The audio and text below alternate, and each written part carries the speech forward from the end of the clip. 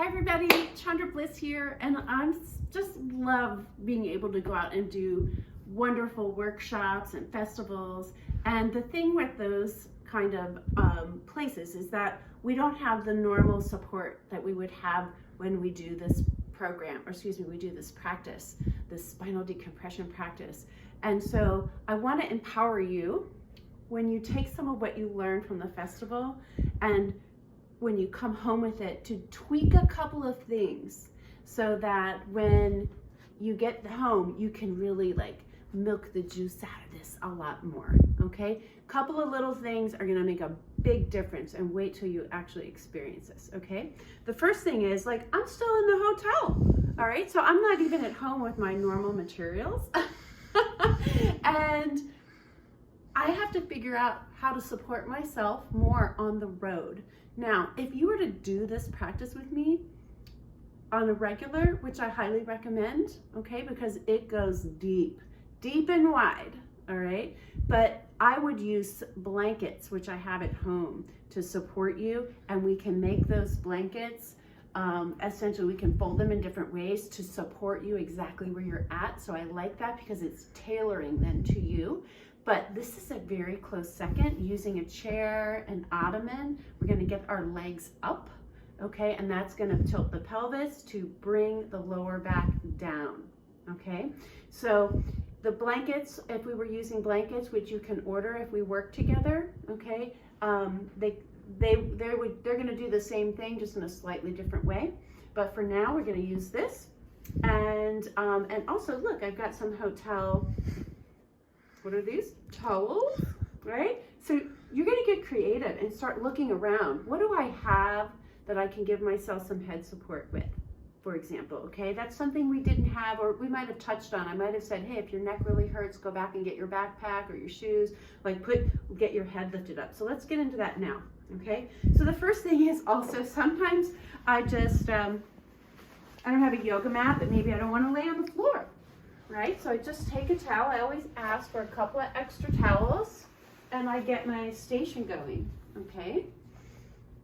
And then from there, let me get this ready.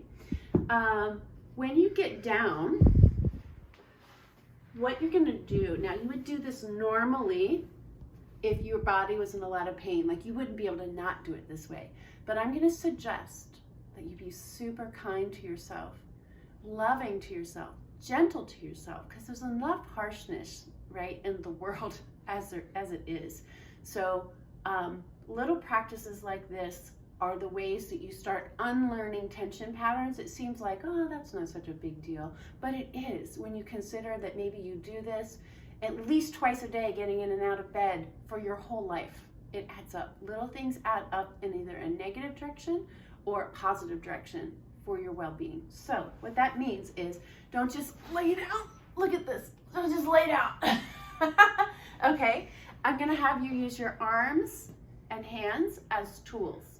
All right, so you're gonna let your body come down. Bend your elbows, come down on your side, real gentle. Look, I'm gonna support my head now because I can tell I need it. All right, and then if I just roll up, wherever my head goes, my body's gonna start to go. Look, very, very gentle. Okay, so I'm just straightening myself up. Now, if you can come around down to the side, Bill, my beautiful photographer here, and I want you to get a shot of my head and neck.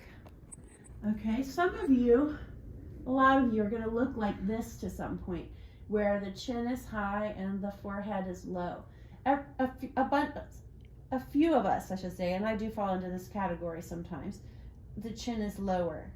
What we're looking for is the chin and forehead to be even. So somebody can check that out for you, okay? But pretty much everybody, not really anybody really is, has that parallelness. So you could be pretty self-assured that you need a little support. So as I lay here, I don't know what I look like, but it kind of feels like my chin's a little higher. Is that the case, Bill? Yes. Can you see? Okay.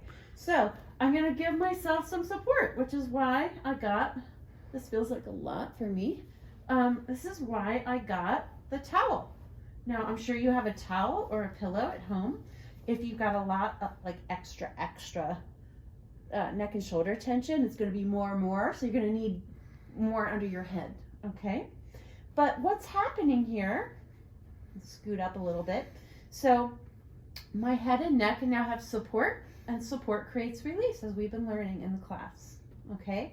I scooted myself down too until the back of the chair was behind my knee. So I'm not looking to do this, okay, where I just get the middle of my calves up there. You can play with this so you can feel it, because then your experience will teach you, right? So make sure, this is going to feel a lot better. So make sure that you come down until it's behind the back of your knees, okay? And then you bring your head support with you. Now, one more thing about head support. This is not a head, neck, and shoulder support. It's really coming up to the back of the bulgy part of my head, right? My neck starts to form underneath my skull, right? So it's just under my skull and not my neck and shoulders. It's a head support. Everybody say it with me. Head support. All right. So now you can do your Shavasana like this, as opposed to your legs straight and flat on the floor. If you need to have an experience of why you're doing this, because you're probably used to doing it with your legs flat on the floor, toggle between the two. Put your legs flat and feel what that feels like. And for me, you can see, boom, there's a lot of space here. My back doesn't go on the floor anymore. My arm can just slide right under my back, okay? No support, no release. Your muscles will hold that position, okay? So if you toggle back and get your knees and calves supported, then, like I said, the hips start to rotate, which bring the spine to the floor. And look, I can't get my fingers under here anymore. Support creates release, all right? So you're going to do Shavasana like this. You're going to do your alt leg like this, okay? You're going to do any of the poses where we're laying on our back like this, okay? And if you have any questions, I'm going to say, reach out to me. And we also will go through a lot of this obviously, right, in my classes. So when you come up, you're going to press up also. Okay, use your arms to come up and down. And I hope you do join me in the classes. By all means, what I taught you here at Interfusion, or any festival, wherever we met, the workshops, on the road, it's going to serve you.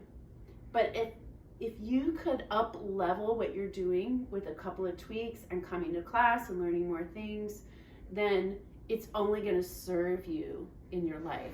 The freedom, the release, when you're not agitated, when you're not in resistance, when you're not constantly bumping up against tension patterns.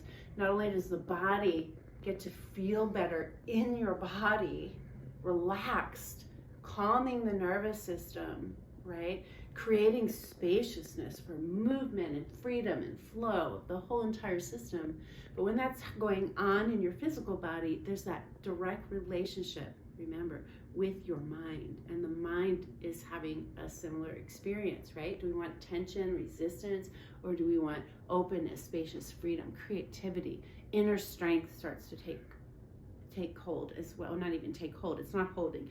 The strength our natural strength just births through us because it's who we are. Okay, so take these tips and apply them to what you learn. And if you're ready to deep dive more, then look below. There's a link below with how we can work together and we can have a conversation about that. And I look forward to it. All right, so much love. Mwah. Namaste.